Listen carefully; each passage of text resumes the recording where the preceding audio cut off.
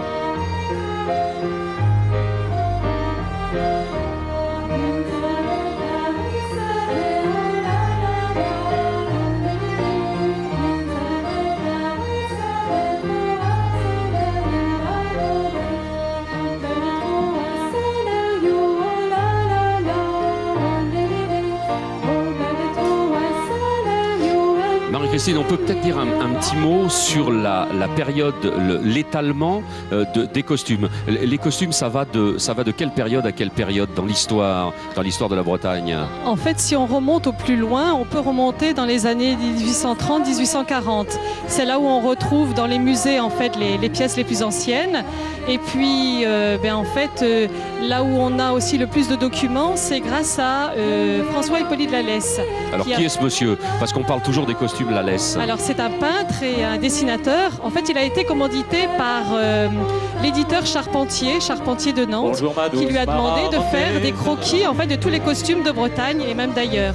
Et donc, il a fait un Trobrace, un tour de Bretagne. Et il a donc noté chaque commune, quasiment.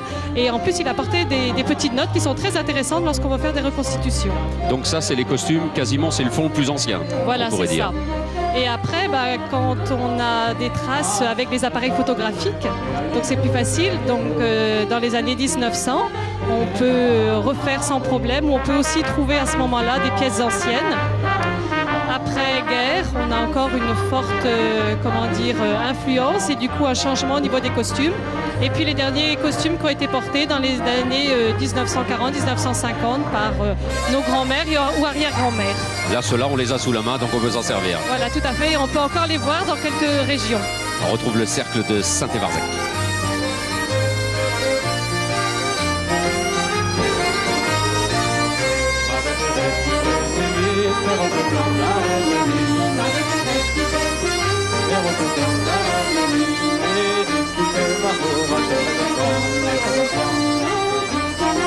On va dire un petit mot, Marie-Christine, sur la danse qu'ils sont en train d'interpréter là. Hein, c'est une. Alors là, on a des costumes Lallès, puisqu'on en parlait là, hein, dans le milieu. Les dames et les demoiselles qui sont dans le milieu, c'est des costumes Lallès. Celles qui ont des tabliers jaunes, oui, voilà, en fait, les costumes de l'époque Lallès. Les autres, en tablier rouge, c'est des costumes de 1900. Des costumes les plus récents. Voilà. Et en ce qui concerne les danses? Alors là, ils sont juste en train de changer. Sinon, ils faisaient une suite Dréguer, c'est-à-dire une suite du pays du Trégor. Le Trégor, c'est un des anciens évêchés de Bretagne. Alors le Trégor, c'est la capitale du Trégor. Pour situer, c'était Tréguier, hein, Voilà, Landreguer. Pour situer, c'était le Guingamp où nous sommes était dans l'évêché du Trégor, et donc ils avaient leur danse tout à fait particulière aussi, comme dans quasiment tous les endroits de Bretagne, même dans les plus petits villages. Des fois, il y avait une forme, Et il y avait surtout des danses où il y avait deux fronts, un front avec des hommes et un front avec des femmes qui ne se côtoyaient pas toujours. S'il vous plaît.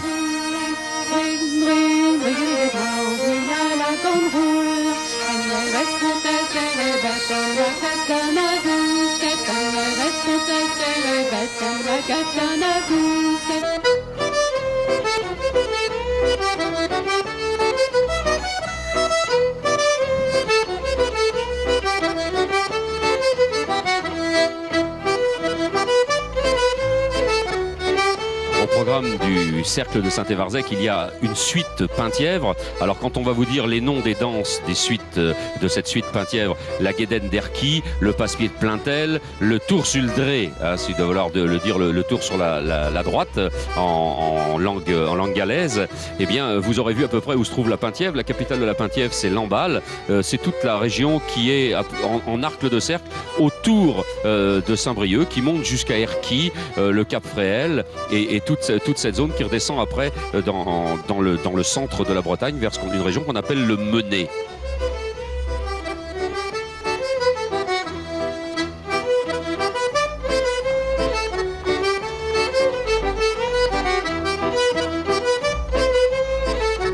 Puisqu'on a le mélange des deux époques de costumes sur scène, là, on peut voir sur le costume à l'est, c'est-à-dire les dames qui ont des tabliers jaunes avec le petit col, et après on voit que le col commence à s'agrandir. C'est le col de quel secteur? Ça, c'est le Guisfouen?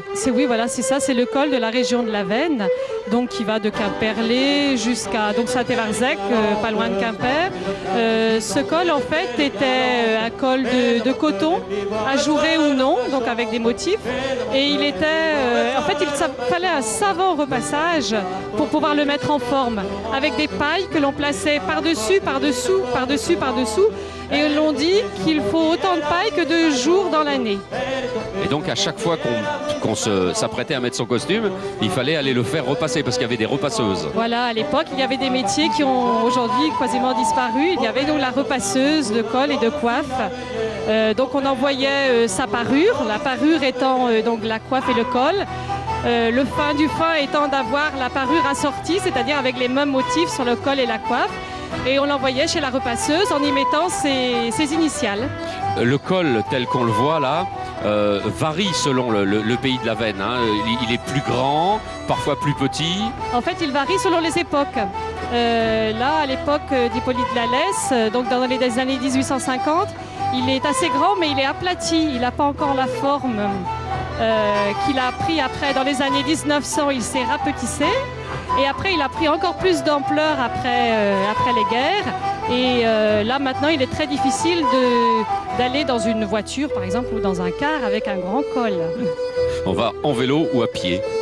Oui, quoique par grand vent, c'est aussi délicat.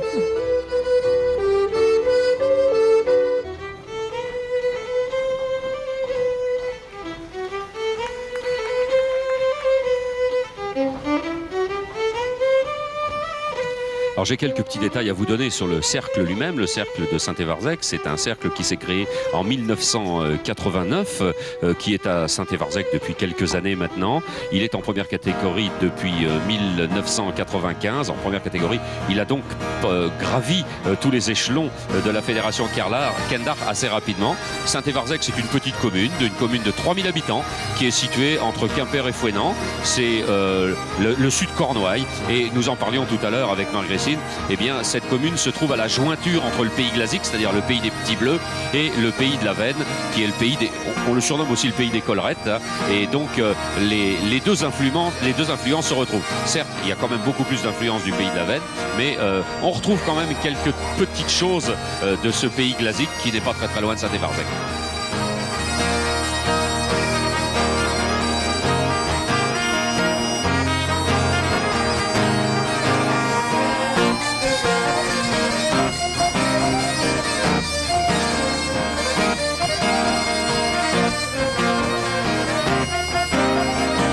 Marie-Christine, un petit mot sur la danse. Là, on est dans ce qu'on appelle la suite de la veine. Hein. Voilà, tout à fait. C'est une suite qui est codifiée en 3 parties, avec une première partie gavotte, qui en général se danse en chaîne courte, 4 personnes. Ensuite, un bal, une série de ballades avec cavaliers, cavalières. Et pour terminer, un jabadao. Alors le bal, on retrouve ça dans beaucoup de suites de danse en Bretagne.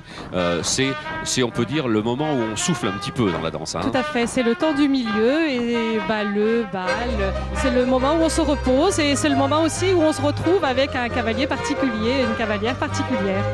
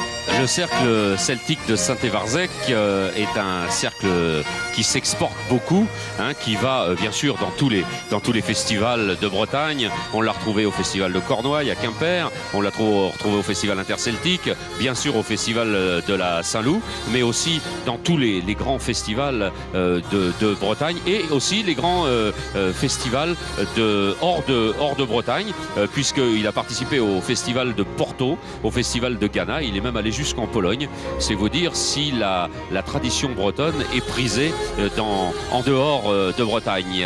Vous avez eu l'occasion de voir la grande foule qui est sortie à Guingamp aujourd'hui.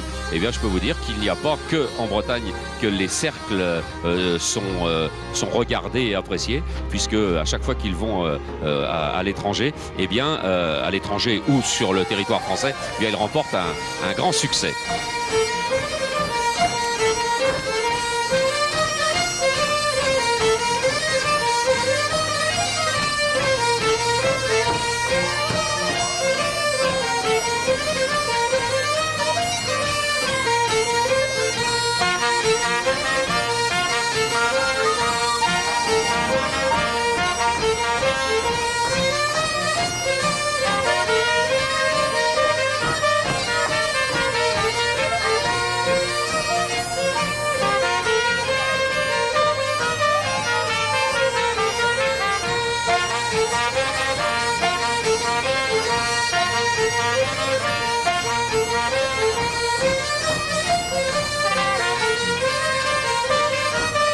Là, on est dans la phase finale. On sent la fin, comme on dit. Oui, hein. tout à fait, tout à fait. Grande envolée. Ça y est, les danseurs vont se mettre en place pour le final. Je pense que ça va être très beau.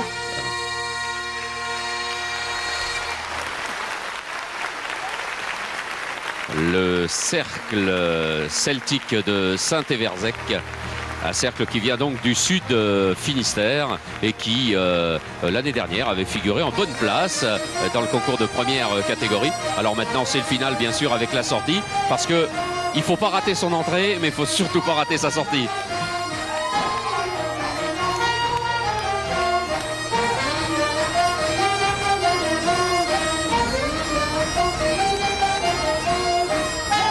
Le cercle celtique de Saint-Éverzec qui a été le premier à monter sur scène et le premier à concourir dans cette grande finale. C'est vrai que c'est pas facile d'être le premier cercle à monter sur scène.